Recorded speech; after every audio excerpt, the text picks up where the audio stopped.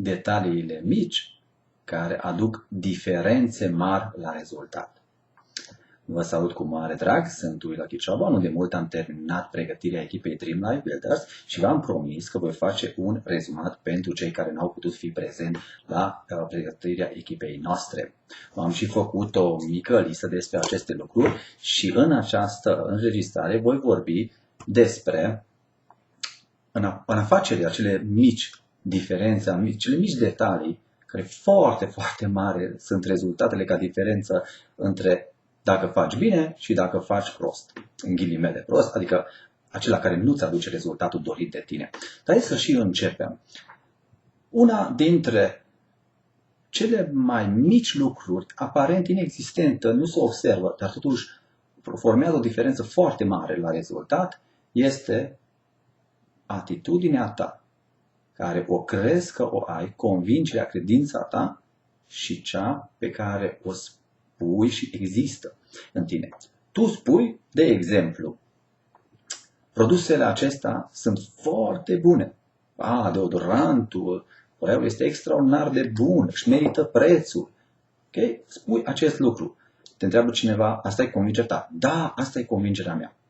Și când ai posibilitatea să alegi ce produse îți cumperi și tu îți cumperi alt șampon, alt detergent, alt săpun, altă pastă de dinți. Nu folosești săpunul lichid la copii pentru că spui, e prea scump pentru ei, nu uita, se joacă cu, nu uita, sau nu îi dau săpunul solid de la Forever, nu.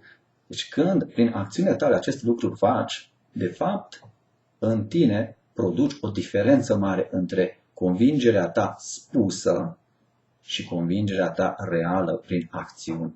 Am făcut pregătire specială despre acest lucru. Timp de 2 ore am vorbit despre această diferență. Acum nu voi intra în detalii. Pur și simplu căutați de la persoana care va da și aceste înregistrări cum puteți obține acele înregistrări despre care e diferența între când spui ceva și tu crezi că chiar așa este și convingerea ta, credința ta reală care se manifestă prin acțiuni și rezultatele tale. Okay? Aceasta este acea mică diferență care foarte, foarte mari diferențe fac ca și rezultat. Haideți să mergem mai departe. Am spus în ultima pregătire că nu fă nimic singur.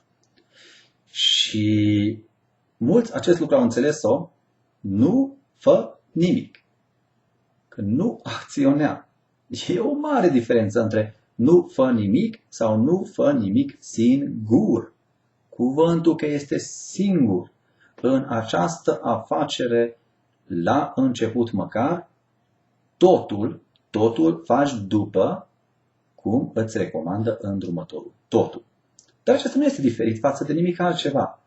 Dacă tu vrei să înveți să conduci mașină, cum o faci? Te bagi în mașină fără să te învețe nimeni care sunt regulile circulației, cum se face schimbarea la schimbător, care e viteza 1, a 2, a 3, a 6, nimeni nu te învață. Doar intri în circulație, vei face accident. Cineva trebuie să te învețe. Poate o înveți în copilărie, vezi pe tata te pune lângă volan, dar cândva ai învățat-o. Nu în așa fel că te bagi în mașină fără ca cineva să te învețe și imediat conduci în circulație. Oricum nici nu te lasă legea. Dar acesta o văd la mulți în afacere, încep să acționeze fără să fie îndrumați concret, direct. Nu în așa fel, am auzit și eu, am citit undeva, nu ajunge. Cum nici de condus. Nu înveți din carte ce înveți regulile. Înveți regulile, înveți ce înseamnă tablița respectivă, dar și acolo ai discuții, legături cu oameni care îți explică, uite, în această situație, de aceea trebuie să dai prioritate la celălalt, pentru că nu doar tu ai tablița, nu doar ăla, dar și al treilea are o altă tabliță, care schimbă totul. Ai înțeles? Da, hai să vedem, să testăm. Intrăm în circulație, ai înțeles aici? Da, am înțeles. Deci te învață cineva concret, te îndrumă personal. Ok?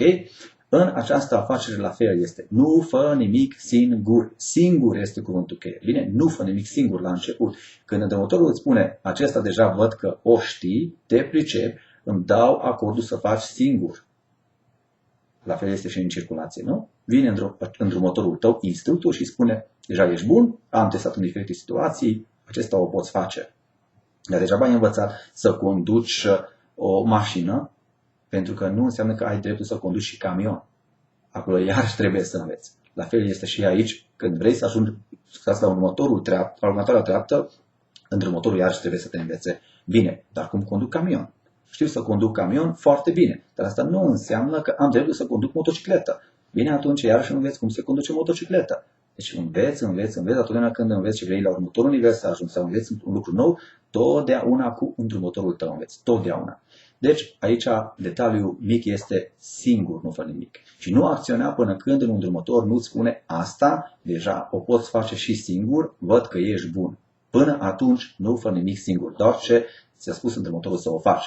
Aici vine un următor punct, tu faci exact ce îți spune îndrumătorul. Nu în mare, nu cu aproximație, exact. Aici, acel detaliu micuț este acest cuvânt, exact. Deci când îți spune îndrumătorul tău, la momentul când înveți să mergi cu mașina, bagă în a întâia și așa să pornești, tu nu pornești cu a doua, bagi în viteza a întâia. Nu știu, eu cred că pot porni și cu a doua. Lasă că eu sunt bun. Nu, faci cum spune îndrumătorul tău. Dacă îndrumătorul tău îți spune, trage frâna de mână, dar nu-i nevoie, că nici taică-miu nu trage frâna de mână, nici vecinul nu face asta. Dar tu nu ai observat că, stând undeva s-a oprit, are o mică pantă și mașina ta pleacă de acolo. Cum am văzut nu de mult în Formula 1, a trecut mașina pentru că așa este acolo legea, i-au respectat-o, nu a tras frâna de mână și a trecut mașina peste pistă. Deci a fost foarte periculos acel lucru. Deci faci oare exact ce îți spune îndrumătorul? Pentru că poate îndrumătorul tău îți spune, vino la prezentare mai devreme cu jumătate de oră. Este o prezentare deschisă la un hotel și spune, vino la prezentare mai devreme cu jumătate de oră. Tu vii la prezentare, poate îți spune, vino îmbrăcat business la prezentare mai devreme cu jumătate de oră. Și tu vii business îmbrăcat, vii la prezentare, vii mai devreme, dar cu 10 minute. Deci ai făcut majoritatea lucrurilor, dar un mic detaliu ai greșit, n-ai venit cu jumătate de oră mai devreme. Și ce contează acum? Eu am venit mai devreme. Da, încă n-a început prezentarea, avem încă timp. Dar tu nu ai știut, n-ai înțeles că de aceea, pentru că cu jumătate de oră înainte se fac pregătirile, se pun produsele, se discută cine se implică în prezentare în ziua respectivă, dar până când tu ai ajuns, toate acestea au fost deja făcute. Deci tu nu ai respectat exact ce spune îndrumătorul. Este un mic detaliu pe care poate să eșueze afacerea ta. Sau îndrumătorul tău te învață. Iarăși un mic detaliu și dacă tu nu faci exact ce îți spune, iarăși poți greși. Hai să vedem un astfel de exemplu. Îndrumătorul tău te învață cum să ceri numere de telefon de la alții la care ai dat tu o carte de vizită și vrei să-i ceri lui numărul de telefon, să-l poți și tu suna. Majoritatea oamenilor aici fac greșeli. Amatorii fac greșeli mari. Dau o carte de vizită și după aceea spun următoarea frază.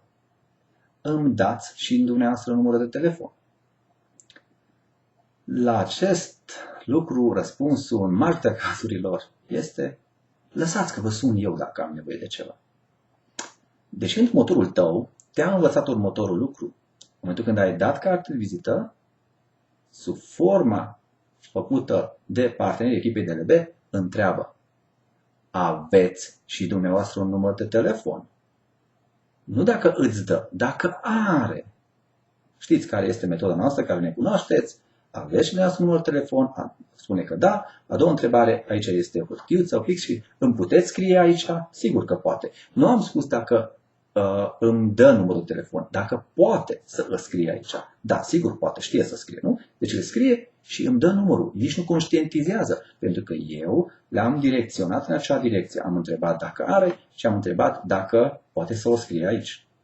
Dar alții cred că ei fac așa cum am spus eu și spun următorul lucru. Carte vizită au dat-o și spuneți, îmi dați și dumneavoastră numărul de telefon și îi tinde pixul. Și eu mă spune nu. Și după aceea vine partenerul și spune, păi, dar eu am făcut exact ce ai spus. Spune ce ai făcut. Și spune greșit. Deci, diferența între îmi dați și dumneavoastră numărul de telefon și aveți un număr de telefon e enormă. E enormă. Acest mic detaliu, acest cuvânt micuț schimbă totul. Vă dau un alt exemplu. Când cineva face o invitație la o prezentare, de exemplu, majoritatea oamenilor strică invitația în primele 3 secunde. Deci în primele 3 secunde a și stricat invitația. În primele 3 secunde. Pentru că i-a fost învățat ceva, dar nu a făcut exact ce i-a spus îndrumătorul. Exact. Dacă îndrumătorul tău a învățat de la noi, atunci el știe exact cum se începe o invitație. Să presupunem că ai primit o recomandare. Un prieten de al tău, un vecin de al tău, îți dă un număr de telefon și spune sună-l pe această doamnă Maria sau pe domnul George și spune că ești din partea mea, arată-i această afacere. Ce fac amatorii? Iau telefonul, sună, ridică domnul George și îi spune bună ziua, domnul George. În acel moment s-a stricat totul.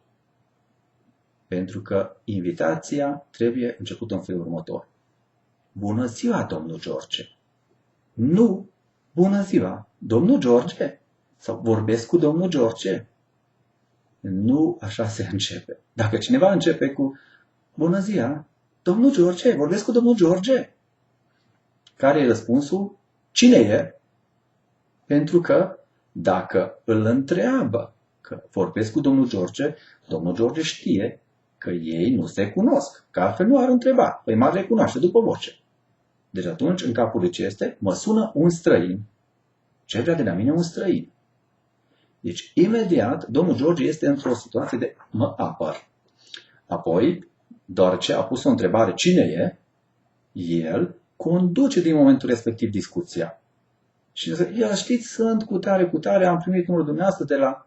Și ce vreți de la mine? Și iarăși răspundeți, și iarăși răspundeți. Domnul George va conduce discuția și va spune, nu mă interesează, lăsați-mă cu prostiile. Dar dacă încep corect și acest mic detaliu ești atent, bună ziua, domnul George. Deja altfel pornești. Deoarece, acum nu voi explica toată invitația cum e corect făcut. Bună ziua, domnul George, sunt Uila Chiceaba. Omul stă să cine? Sunt Uila Chiceaba. Și aștept să, parcă m-ar trebui el să mă cunoască pe mine. Și el începe să se simtă nasol că de ce nu-și aduce aminte de mine. Totdeauna asta se întâmplă dacă o faci corect. Și așa se pare că dumneavoastră, dacă de exemplu undeva ne-am întâlnit sau s-a înregistrat pe un site de al meu, eu îmi spun, așa se pare că nu vă aduceți aminte de mine. Nu. Și el se simte nasol. Din momentul respectiv eu conduc discuția. Bine, asta cine vrea să învețe cum se face corect o invitație, toate detaliile o poate face din materialele noastre. Acum am vrut să atrag atenția la diferența cum se începe o invitație. Invitația în mod corect se începe bună ziua, domnul George. Hotărât, hotărât, eu știu cu cine vorbesc. Și atunci, dacă ridică cumva un coleg telefonului și atunci spune, nu sunt George, bine, atunci dați-mi pe domnul George. Deci și dacă ridică altcineva telefonul. Dar dacă sunt pe număr de telefon mobil, în majoritatea cazurilor, ridică domnul George. Ok. Deci aici atât ajunge la invitație.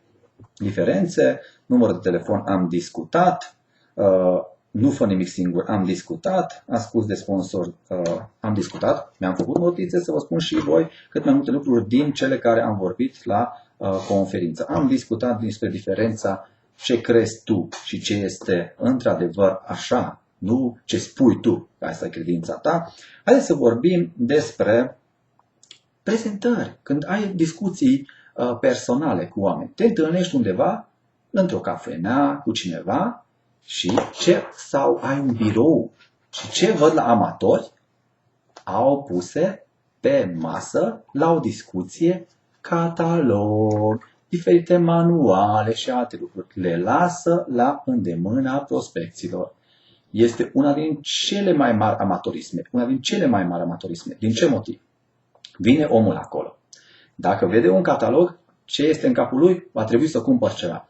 Deci, va trebui cumva să mă apăr, nu cumva să-mi vândă ceva. Și va începe să fie într-o stare de apărare. Deja ai stricat totul din start. Cum o să convingi un om care stă așa? Apoi, încearcă să nu fie atent la tine, nu cumva să-l poți convinge. Așa că ia catalogul în mână, revistele și tu începi să-i vorbești. Și el se uită în revistă, da, și am aici, da, și dă din cap, tu vorbești, nu e atent la tine, se uită aici și la un moment dat tu spui lucruri, se uită, citește aici, nu este atent la tine deloc. Se citește și apoi te oprește și spune, asta ce e? Asta ce e? Pentru ce se folosește asta? Aha, da, da, aha, bine. Și asta? Asta pentru ce se folosește? El conduce direct discuția, iarăși. Ai stricat toate șansele tale. La sfârșit spune, bine, păi dacă o să mă intereseze ceva, o să vă caut eu, dar nu știu, nu cred că pentru mine sunt potrivite. Din ce motiv? Pentru că în primele secunde ai indus acest lucru. Doar gândiți-vă la evenimente. Ce fac prezentatorii? Este cineva pe scenă, au microfon în mână și nu îl dau la om în mână să vorbească. Nu, țin de microfon și spun, vorbiți aici, da, spuneți. Vrea să ia din mână, nu, lăsați, vorbiți. Deci nu îi dă microfonul în mână. La fel este, nu lăsa la îndemâna prospecților catalog și alte lucruri. Nu. Pe masă tu nu pui nimic, doar ce folosești tu. La un birou nu pui nimic, doar ce folosești tu personal. Ok? Nimic altceva la îndemâna oamenilor. Strici totul. Strici tu cu acest mic detaliu. Apoi un alt mic detaliu, poate prezentarea este una într-un hotel sau poate o videoconferință, nu are importanță. O prezentare în grup, unde sunt mai multe persoane. La o astfel de prezentare, iarăși un mic detaliu. Dacă întrebăm pe amatori cum sunt convinși noi prospecți că merită consumat aceste produse și merită colaborarea în această afacere. Cum sunt convinși? Și un amator ce va spune? Cel care vorbește în față, care prezintă, are o carismă fantastică, să vedeți ce prezentare ține. Wrong, greșit. Nu. Îl convinge pe acest om ce se întâmplă înainte de prezentare, ce se întâmplă după prezentare și în timpul prezentării, ce fac cei care stau în rânduri. Nu cel care vorbește acolo, cei care stau în rânduri. Okay? Pe ei îi urmărește. Când cel care prezintă întreabă cine a folosit produsele și doar câteva mâini sunt ridicate, păi eu. Și se uită pe așa de puțin, deși mulți au folosit, dar la unii e rușine să ridică imediat mâna și eu am fost. Și când spune prezentatorul, cine vine în față să ne spună câteva exemple și oamenii se ascund, nu vorbesc nimic și asta se uită, niciunul nu folosește produse, n-au putea să spună nimic, dar asta înseamnă că nici nu iau nimic, deși o grămadă au folosit produsele. Dar nu conștientizează ce greșeală mare fac în momentul când nu sar în sus 30 de persoane să iasă în față să spună. Toți ar trebui să se ridice care au consumat produs și să iasă în față și să spună prezentatorul, stați o clipă, nu avem timp de atâția, tu și cineva să zicem, tu încă n-ai fost de multe săptămâni, hai te rog și tu să ne spui. Acesta convinge omul și nu cel care vorbește în față. Doar gândiți-vă, cine îl convinge pe noul client al stomatologului? Stomatologul care vine și spune, da, veniți să fie tot în regulă la noi și asta nu. Clienții. Eu am stat la stomatolog, soția mea era în scaun la stomatolog, așteptam în sala de așteptare, au intrat noi oameni acolo, au stat acolo și m-au întrebat pe mine, cum e acest stomatolog? Și eu i-am spus lor părerea mea, străin pentru ei, dar ei au știut că eu mă duc acolo. Și au spus, da, sunt foarte mulțumit. I-am spus de ce. S-au dus și s-au programat. Deci pe oameni îi conving pe noi prospecți, cei care stau în rânduri. Deci, dacă cei din rânduri se joacă cu telefon, ăsta care este nou se uită. Eu sunt nou aici. Ăla și ăla sunt parteneri. Dacă sunt parteneri, pe ei nu interesează ce spune omul ăsta acolo în față, Păi atunci de ce să devin partener ca nici pe mine să nu mă intereseze? Deci asta înseamnă că ce se spune acolo nu are niciun interes. Nici pentru cei care spun că din asta vor să trăiască. Pe atunci nici pentru mine nu contează. Acest mic detaliu îl convinge să nu mai facă nimic. Acest mic detaliu. Că ceilalți se joacă pe telefon. Se uită ce mesaje au primit sau stau de vorbă, că deja au auzit de 50 de ori prezentarea și ei stau de vorbă. Da, și tu ai fost, da, am fost, da, și tu cum ești, da, e fost. Și ei discută acolo. În dreapta, în stânga, în față, omul ăsta vede. Și va spune, mulțumesc frumos, nu mă interesează. Poate să fie acesta o prezentare în familie, poate să fie o prezentare într-un hotel sau poate să fie o videoconferință, la fel este, peste tot. E o foarte mare greșeală. Conving pe noi prospecți, cei care stau în rânduri, cât de mult se implică. Dacă toți când întreabă prezentatorul în față, folosiți produsele? Da, da, da. Cei care folosesc, sincer trebuie spus. Veniți în față, sigur că da. Cine și-a cumpărat cutia Touch of Forever? Și eu, și eu, și eu. Cât mai mult se implică, cu atât mai mare încredere va avea noul prospect. Va spune, uite cât de mulți folosesc produsele, cât de mulți au cumpărat acea cutie, înseamnă că merită foarte mult acea cutie, dacă așa de mulți au cumpărat-o. Deci implicarea celor prezenți. Bine? Iarăși un mic detaliu. Haideți să mă uit aici despre ce am mai vorbit. Ok. De exemplu, e jucător de echipă. Un mic detaliu. E jucător de echipă totdeauna. Și aici e cuvântul cheie. Totdeauna. Echipa se poate baza pe tine. Am văzut oameni care spun, eu vreau să câștig bani din această afacere. Dar în momentul când ei nu au un invitat, nu vin la prezentare, nu vin la prezentarea din hotelul respectiv, nu vin la o conferință, ei nu mai vin. Spune, n-am venit săptămâna trecută că n-am avut invitat. Ce contează? În momentul când ai invitat, tu vrei ca ceilalți la fel implicați să fie, adică să se ridice în picioare, să spună că eu folosesc produsele, să povestească despre cazurile lor, să povestească că ei folosesc, că au cumpărat Touch of Forever. Deci tu vrei, pentru că atunci ai invitat. Atunci și tu trebuie să te implici. Când? Totdeauna. Totdeauna.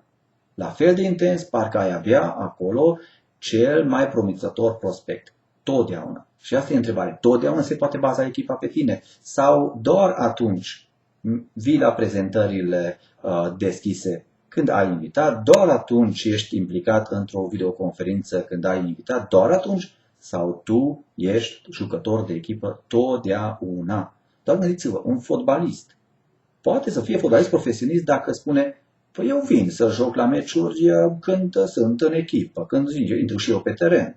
Dar când nu și sunt doar pe banca de rezervă, ce? Să stau acolo, banca de rezervă totdeauna? Nu mă duc. Dacă o să fiu pe teren, o să mă duc și eu. Imediat este dat afară de la cea echipă profesionistă. Vrei să trăiești din asta? Da. Te duci totdeauna la antrenament, te duci totdeauna la jocuri și dacă ești pe teren și dacă nu. Asta face un jucător de echipă. Totdeauna se poate baza echipa pe el. Nu contează ce alte lucruri sunt. Totdeauna. Bine? Ok, și asta am discutat-o. Un detaliu mic. Faci activul. Faci activul. Când? Totdeauna. Nu are niciun rost dacă tu lucrezi și nu-ți faci activul. Dacă încă n-ai reușit, nu e nicio problemă. Dar să nu ai ca un scop fixat că da, îmi fac activul, n-are rost să lucrezi. Deci trebuie să fie un scop. Vreau să-mi fac activul. Când? De la început. Și acesta e posibil. O realizează mulți. Chiar și în echipa noastră, chiar și acum. Okay? În echipa noastră non-managerială sunt mai multe persoane care și acum fac regulat activul. Cuvânt, iarăși cheie. Regulat. Nu odată. Odată ai reușit și apoi o lună, două, trei nu faci, apoi iarăși ai reușit, o lună nu faci, apoi 2 luni ai reușit, iarăși nu faci. N-are niciun rost. Nimic. Totdeauna trebuie făcut. Totdeauna. Deci ai început să o faci totdeauna. Atunci te vei califica la nivel de director dacă menții măcar un an activul tău făcut. N-a avut niciun rost dacă ai făcut 3 luni și după aceea o lună, păi luna asta n-a ieșit. Dacă vrei rezultat, totdeauna. Bine? Deci asta e foarte, foarte important. Apoi, cum o faci activul? Păi muncind. Când muncești? Totdeauna. Știu, dacă ai și un loc de muncă, spui că e greu pentru mine, ce importanță are? Gândește-te, dacă ai avea un loc de muncă și pe lângă locul de muncă, tu ai deschide un magazin unde se vinde pâine, lapte și astfel de lucruri. Pe clienții tăi nu-l interesează. Tu ai loc de muncă. Ei spun următorul lucru. Vrei să cumpărăm de la tine? Da? Atunci să ai un program fix, care poate să fie, poate tu lucrezi până la ora 3, atunci programul magazinului tău este de la ora 4 la ora 9 seara. Vei avea clienți, sigur, pe oamenii care lucrează dimineața și după masă vor veni la tine. Dar ei trebuie să știe, după ora 4 magazinul tău totdeauna este deschis. Deci trebuie să lucrezi totdeauna. Dacă vrei să ajungi director, de exemplu, în această afacere, dacă da, atunci mai bine lucrează 6 zile, câte 2 ore pe zi, decât să lucrezi o zi, sâmbătă, 12 ore. E la fel, tot 12 ore sunt. Dar 6 zile, 2 ore, înseamnă mult mai mult decât o zi, 12 ore. Mult mai mult. Credeți-mă, din experiență știu acest lucru. Deci dacă vreți afacerea să faceți, câte zile să lucrați? Minimul este 4. Din ce motiv? Pentru că săptămâna are 7 zile și trebuie să lucrezi mai multe zile decât nu. Cei care vrea să trăiască din asta, îi spun 6. Din 7 zile 6 muncește. Okay? Și o zi păstrează pentru liniște, pentru familie, pentru regenerare, dar 6 zile să muncești, să fii disponibil. Toată lumea poate să știe despre tine, tu duminică nu ești disponibil. Nu servești clienți, tu nu ții prezentări, nu e nicio problemă. Dar toată lumea va ști că 6 zile, da. Bine? Un profesionist nu își poate permite să lase 2 sau 3 zile nemuncite pe săptămână. Nu intru acum în detalii, la prezentare am vorbit mult despre asta. Iar un mic detaliu, unii dau pentru clienții săi cadou. Și eu o fac, este un lucru foarte bun. Sub ce formă? Un client de-al meu care cumpără produsele la preț întreg, cumpără, să presupun, de 500 de lei produse. Eu îi dau cadou 30% din câștigul meu direct. Adică câștigul meu direct este 150 de lei. Din 150 de lei, eu îi dau 50 de lei înapoi. Sub formă de produs. De exemplu, îi dau un deodorant, un Fab, un Lips și omul se va bucura. Wow, n-am cumpărat deodorant, vreau să încerc și asta, ce mulțumesc frumos. Îi mai dau și un Fab și wow, n-am gustat un astfel de energizant, aș vrea și eu să încerc. Un Lips îi dau și m-a costat mai puțin de 50 de lei. E fain? Foarte fain. Omul se bucură că a primit 3 produse cadou, a plătit 500 de lei, dar cum se procedează?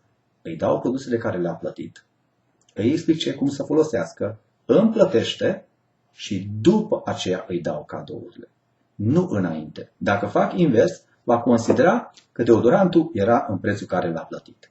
Dacă i-am luat deja banii, am stabilit totul cum să folosească din produsele care le-a plătit și după aceea îi dau aceste cadouri, va considera că, wow, cât de multe cadouri am primit. De nenumărate ori am văzut această fază.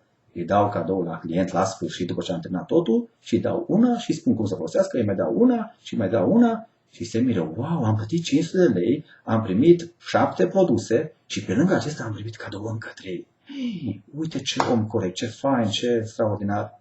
Pe acel om nu o să-l pierd niciodată, oricând vine cineva să-i ofere că îi dă mai ieftin produsele și spune și îmi dai și cadouri? Și eu spun, dar cum să-ți dau cadouri? Păi dacă îți dau la un preț mic, omul care îmi dă produsele mie îmi dă cadouri. Dacă omul, acela, clientul, nu conștientizează că din acei bani câștigați de mine îi dau înapoi. Din motivul cum am făcut-o. Bine? Deci e important cum o faceți. În așa fel trebuie să faceți ca acel client să se simtă bine. Asta e cheia. Să se simtă bine. Dacă se simte bine, se va bucura că are legătură cu tine. Ok, și acesta este un mic detaliu important. Legat de prezentări, foarte multe lucruri am putea să vorbim. De exemplu, la prezentările care s-au ținut în ultimii ani, mulți spuneau că ar trebui să fie cât mai scurte. Păreri. Trebuie să fie cât mai scurte. Prezentările pe internet, jumătate de oră. Da. Toată lumea are păreri. Și e foarte bine să aibă păreri. Dar întrebarea este asumarea responsabilității. Dacă cineva îți recomandă să ții prezentări de jumătate de oră, întreabă cu ultimele 20-30 de prezentări ale tale de jumătate de oră, câte persoane ați reușit să înscrieți. Asta e cheia. Cât de eficient a fost. Păreri putem avea. Ok? Ce facem noi? Prezentări jumătate de oră în 2013 nu aduc rezultate. De o oră e puțin. O oră jumate, noi ținem mai mult. 2 ore și mai mult. Ultimele prezentări ale mele ținute, în mod conștient, au avut 2 ore jumate lungime. Cu ce rezultat? Cu o grămadă de înscrieri. Cu o grămadă de înscrieri. 2 ore jumate. Gândiți-vă și în ce condiții am ținut-o și pe internet, unde cât de departe este omul să plece, la distanță de un click. Dă un click pe un X și gata, a plecat. Cheia este nu neapărat în lungime. Cum reușești să-l ții pe om 2 ore jumate acolo, atent. Trebuie să înveți acest lucru. Cum îl ții acolo atent. Vom ține o pregătire specială din ce motiv în 2013 prezentările de jumătate de oră nu aduc rezultate. Okay?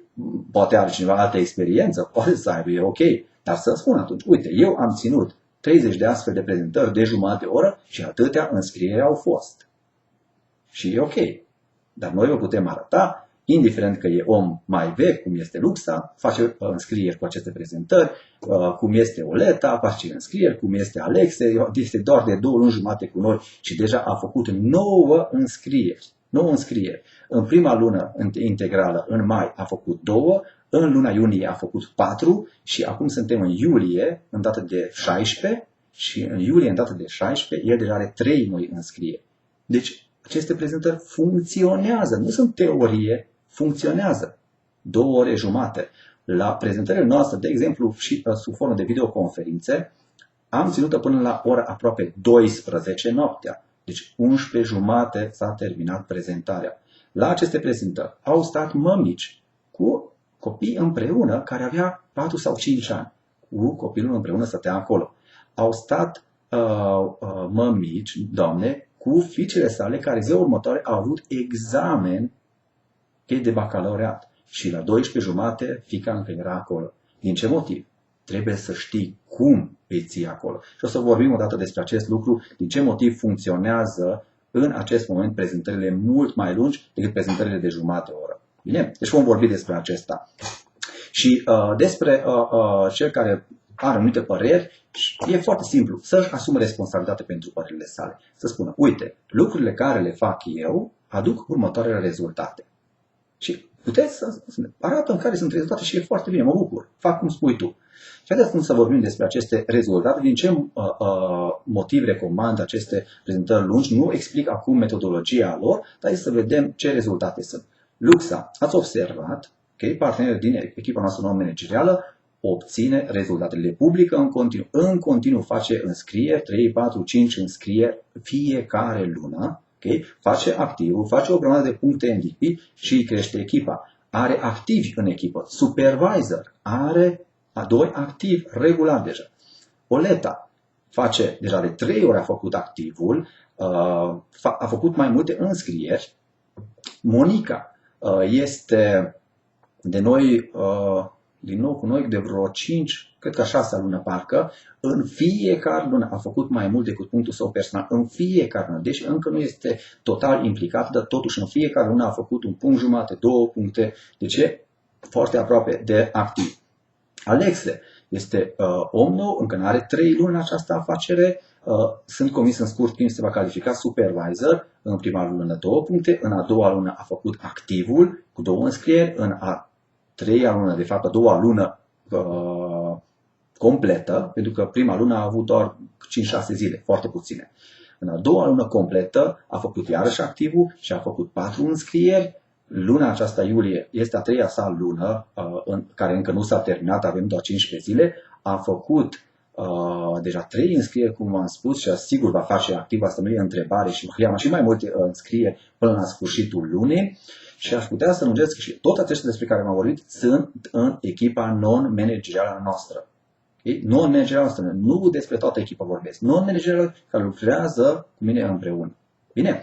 Apoi, hai să vorbim despre persoane care nu lucrează cu mine împreună, care nu au susținerea mea zi de zi, dar au informațiile noastre.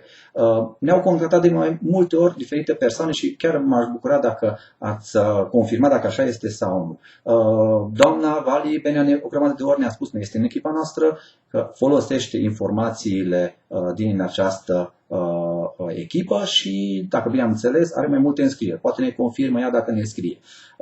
Doamna Ionică, de multe ori ne scrie și spune că obține rezultate datorită acestor informații. Astăzi m-a contactat doamna Gândulescu, Carmen, care, dacă bine am înțeles și va trebui să verific și în revistă, luna trecută a calificat un nou supervisor. Dacă bine știu, încă este supervisor, doamna, nu sunt total sigur de acest lucru, dar poate ne va confirma și doamna Gândulescu, Carmen, a calificat un supervisor și, dacă bine am înțeles, o să ne scrie poate dânsa, a făcut-o fără implicarea activă al liderilor, pentru că poate e o anumită situație acolo. Deci doar folosind informațiile transmise dinspre echipa noastră a ajuns la aceste rezultate. Și sunt convins că sunt și alții. Chiar m-aș bucura dacă în momentul când ați terminat urmărirea acestei înregistrări, aici pe Facebook, în contul echipei, rog frumos chiar să vă verificați acest lucru, să fiți în contul echipei DLB direct, sub înregistrare, să scrieți, da, am obținut următoarele rezultate datorită echipei DLB, informațiilor din echipa DLB. Să vedeți că despre ce vorbim nu e teorie. Pot să scrie și persoane dacă doresc acest lucru din echipa mea non-managerială, din echipele mele manageriale, dacă doresc acest lucru, care au obținut datorită DLB-ului rezultate, pot scrie aceste mesaje și cei care sunt din alte echipe care au folosit aceste informații. Cum am văzut noi, aceste înregistrări o urmăresc destul de mult. Penultima au văzut-o vreo 140-50 de persoane, ultima au văzut-o vreo 80.